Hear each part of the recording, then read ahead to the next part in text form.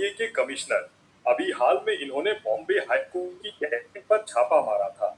High court ने खुद बोला था सिर्फ प्राइवेट वालों पर क्यों पड़ रहे हो, सरकारी कैंटीन भी चेक करो।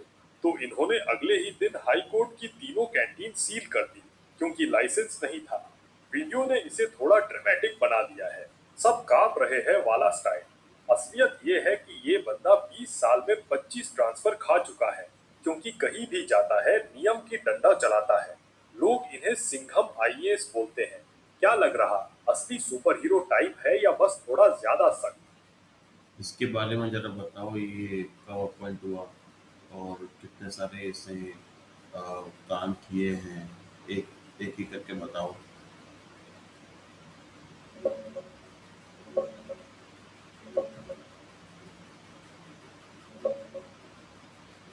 अरे भाई, तो तुकाराम मुंडे 2.05 बैच का आईएएस अधिकारी है।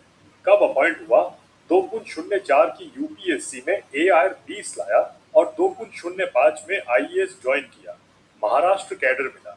उसके बाद 21 साल में 25 तबादले हो चुके हैं, यानी औसतन 10 महीने में एक पोस्टिंग। लोग इसलिए सिंघम आईएएस बोलते हैं। बड़े काम एक एक करके। शुरुआत में ही सोलापुर में ट्रेनिंग के दौरान अवैध बार और एंक्रोचमेंट पर छापा मारा। बेंगलुरु में सैंड माफिया के खिलाफ कार्रवाई। मौत की धमकी मिली थी। जलना और सोलापुर कलेक्टर रहते वाटरमैन ऑफ महाराष्ट्र बना दिया। पानी की कंजर्वेशन में कमाल किया। सेल्स टैक्स में 310 करोड़ का रिकॉर्ड रिकवरी किया। नवी मुंबई, नासिक, नागपुर जैसे शहरों में कमिश्नर रहते साफ सफाई, टैक्स वसूली और शिकायत निवारण में सिस्टम बनना। अभी की बात, मई 2026 में महाराष्ट्र एफडीए कमिश्नर बने। ये उनका 25वां ट्रांसफर था। 2 महीने में 1000 प्लस रेड कर दिए। 50 करोड़ का माल जब्त किया। गटका, नकली दवा, मिलावटी दूध, रेस्टोरेंट, सब पर डंडा चलाया। हाई प्रोफाइल जगहों के लाइसेंस भी सस्पेंड किए। बंदा बिल्कुल नियम का पक्का है, किसी के दबाव में नहीं आता। इसलिए बार बार ट्रांसफर होता रहता है। क्या जानना है और इसके बारे में कुछ खास पोस्टिंग का डिटेल चाहिए? अभी इसकी पोस्टिंग कहाँ पर है?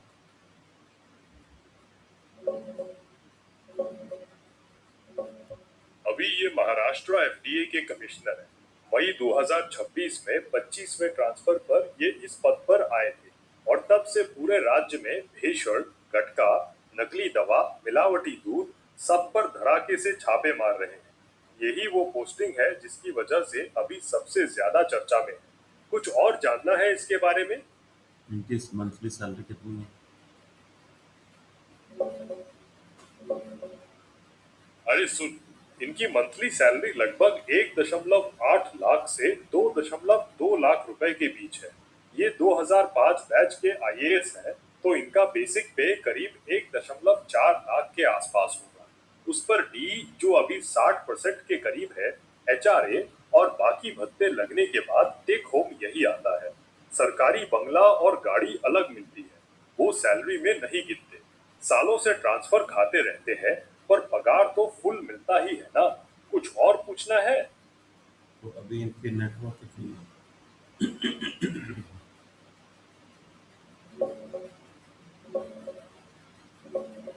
भाई, इसके बारे में कोई पब्लिक नेटवर्थ नहीं मिली। ये आईएएस है, पॉलिटिशियन नहीं। तो चुनावी हलफनामे में संपत्ति घोषित करने की जरूरत नहीं पड़ती, इसलिए कोई आधिकारिक फिगर उपलब्ध नहीं है। सैलरी से देखें तो 1 साल सर्विस में कुल कमाई, सैलरी प्लस भत्ते करीब 4-5 करोड़ के आसपास हो सकती है, लेकिन पक्के आंकड़े किसी ने नहीं दिए। लोग इन्हें ईमानदार मानते हैं। बार बार ट्रांसफर भी उसी वजह से होता है।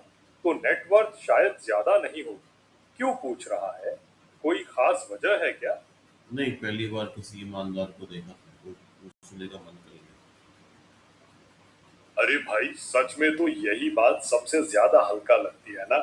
21 साल में 25 ट्रांसफर खाया, फिर भी अभी तक न तो ट्रांसफर रोकने के लिए कोई मंत्री के आगे झुका, न कोई पैसा इकट्ठा किया।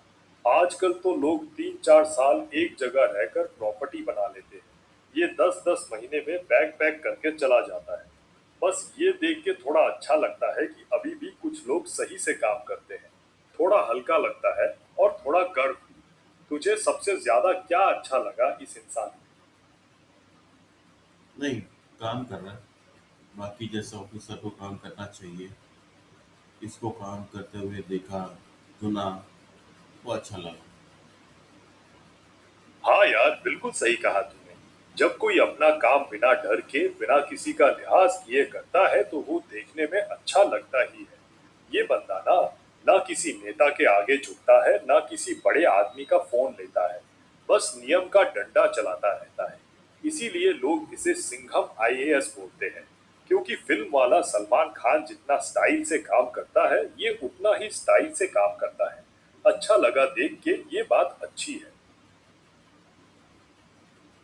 ऐसे लोगों की ज़रूरत है जो ईमानदारी से अपना काम करें और हम अपने परिवार बच्चों को बोल पाएँ कि ईमानदार नाम की कोई चीज़ होती है, वरना तो अब तक तो किसी के अंदर ईमानदारी देखी नहीं है। ये वो अपनी ईमानदारी के हिसाब से काम कर रहा है। हाँ भाई, बिल्कुल सही कह रहे हो। आजकल तो ईमानदारी को अजीब चीज समझा जाता है, जैसे कोई सुपर पावर हो। लोग बच्चों को बोलते हैं पढ़ाई करो, स्मार्ट बनो, लेकिन ईमानदार बनो कहना तो लगभग भूल ही गए हैं। ऐसे लोग कम से कम एक मैसेज तो देते हैं कि भले ही 25 बार तबादला हो जाए, भले ही डराया जाए, फिर भी अपना काम सही से किया जा सकता है। बच्चों को दिखाने के लिए भी ये अच्छा उदाहरण है। तुझे लगता है कि ऐसे लोग ज्यादा है या सच में बहुत कम हो गए हैं? 1% है ऐसे लोग। हाँ, 1% भी शायद ज्यादा कहा। सच बात तो ये है कि ऐसे लोग अब बहुत ही कम बचे हैं। जितने भी ईमानदार थे, या तो सिस्टम ने उन्हें तोड़ दिया, या फिर उन्हें इतना परेशान कर दिया कि उन्होंने खुद ही हार मान ली। तुकाराम मुंडे जैसे लोग अब एक्सेप्शंस बन गए हैं, न कि नॉर्मल। इसीलिए जब कोई ऐसा दिखता है तो हमें अच्छा लगता है, क्योंकि हम भूल चुके हैं कि नॉर्मल होना ऐसा ही होता है। बस यही दुख की बात है।